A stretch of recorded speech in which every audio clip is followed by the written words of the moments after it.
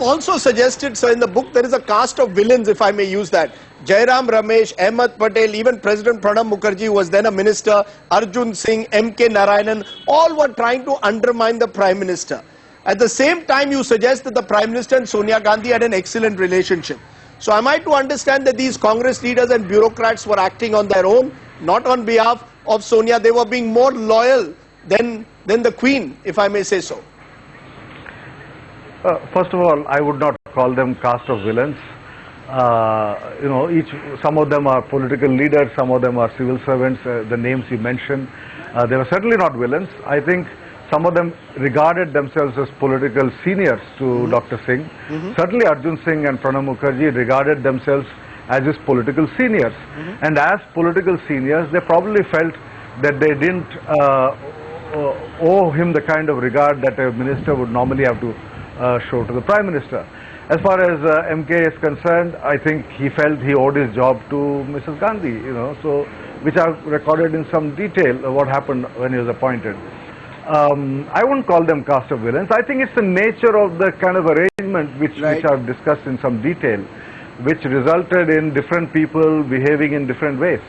You also say, though, that there was a conscious attempt to deny any credit for any achievement of the government to the Prime Minister and to give it all to the Gandhis. And that when things went wrong, Prime Minister had to carry the can. So for NREGA, for example, or even the loan waiver, which you say specifically was Manmohan Singh's idea, eventually it went down as Sonia Gandhi's achievement. What does that again say about the Prime Minister-Sonia Gandhi relationship? That he carried the flag and she and Rahul Gandhi took all the credit. Yeah, that is what I've said in the book, that was the nature of the arrangement, that all credit for the positives would go to the party, and blame for any mistakes, whether it's inflation, whether it's bad handling of terror attacks or whatever, the blame would go to the government. That was the nature of the arrangement. The party would never be blamed for the wrongdoings of the government. The government would never get the credit for the right, whatever went well. So finally it came down to the fact that the nuclear deal became the only issue where Manmohan Singh could claim credit, and I think it was in hindsight, I would say that it was very good that nobody else was willing to claim credit. I mean, imagine, as I say, if the Congress and the BJP and the CPM had actually said, this is a deal we are happy with, then they would have all claimed credit. I mean, the BJP would have said, oh, Vajpayee ji started the nuclear deal negotiations with the US, so we started it all. The left would have said, oh, Manmohan Singh would have sold out India to the Americans, it's because we took a firm line that he negotiated a good deal. Congress party would have said something to the effect that, Nehru started the nuclear program, Indira Gandhi tested the bomb, Rajiv did the weaponization. So, this is how the game would have played out in my view. Right. So it's because all of them actually did not support him, and he took a firm stand and said that this is something in the national interest, that he got the credit. And finally, at the end of the day, Rajiv, you agree with me, I mean, you said this yourself on your channel, that's the only thing people remember him for. That's exactly it. That at the end of the day, because you've also confirmed the story broken on CNN IBN in 2007 that the Prime Minister had tendered his resignation over the nuclear deal to Sonia over the issue of the left supporting the nuclear deal or not. I have often wondered, why didn't the Prime Minister offer to resign then over the corruption scandals? Why didn't he offer to resign when he was forced to take back an A. Raja as the telecom minister? I'm just asking, why was it only on the nuclear deal that Manmohan Singh took a firm stand, showed a backbone? What is the explanation for that? If, as you are saying, that he had a backbone. Who gave you that story, Rajiv? I still don't know. No, but where either you got way. That story from? No, but either way, if he had offered to resign then, no, I'm not going to give the answer. But if he had offered to resign in 2007, why didn't the Prime Minister, sir, offer to resign at other times in his tenure when he was seeing his authority being undermined? Whether it's coal scam, whether it's CWG, whether it's other issues. There's A. Raja being taken back.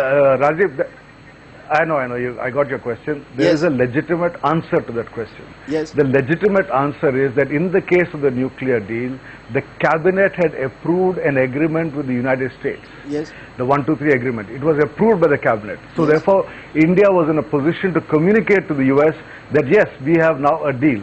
And the next step was to go to the International Atomic Energy Agency and then get a waiver, etc., etc. So he was ready to take the next step. At which point it's the left that said, no, you cannot do it. So in that sense, it became a situation where the reputation of the country was at stake. The international reputation of India was at stake. The world would then say, you enter into an agreement with India and the Indian government doesn't keep its word. So it was really the nation's honor that was at stake. So he was saving the nation's honor, but he didn't care about his personal honor. A man of personal integrity didn't care if the people around him were involved in corruption. If an A. Raja, who he knew was involved in corruption, was forced, he had to take back. So he was ready to compromise. Politicians make these compromises. But all politicians do. I mean, give me one name of one politician who doesn't compromise in politics. Therefore, so it's a question of how much are you willing to. Therefore, Dr. Baru, and in your conclusion you say, unfortunately he has devalued his office has been diminished. Will I therefore understand that he was neither Dhritarashtra nor Bheeshma, but simply a political survivor? He was simply someone who, when it came to his personal honor for survival, was ready to do anything. And therefore, all that he wanted to do was stay in office, come what may. No, not at all. I think that's extremely unfair judgment. First of all, he was not willing to do anything and everything. There were measured decisions. There were decisions where we weighed the pros and cons. And don't forget, someone like Mr. Vajpayee had to get rid of Suresh Prabhu, who was an honest, excellent minister. So the converse example of A. Raja. But prime ministers do make such certain compromises. In the interest of the coalition, in the interest of keeping the government in office. After all, in politics, you have to be in office. As I said, you can't become a statesman till you are actually a successful politician.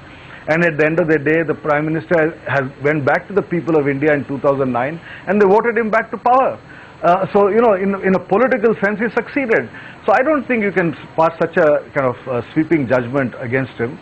But I say the office of the Prime Minister was devalued not because of these incidents, but because of the overall nature of that relationship in which, like in the communist system, the party took precedence over the government. So effectively you're saying that Sonia Gandhi, you're effectively saying Sonia Gandhi devalued the office of the Prime Minister. That's effectively then what you're saying, and the Prime Minister was a willing accomplice. No, I don't want to now, as I said, I've said whatever I wish to say in my book. Yes. I don't want to say one extra word. I don't want to get drawn into making new statements. No, it's not new statements, but that's what, that's what your book at the end of the day concludes. That is your way of reading what I've written. I have not been that categorical in what I've written.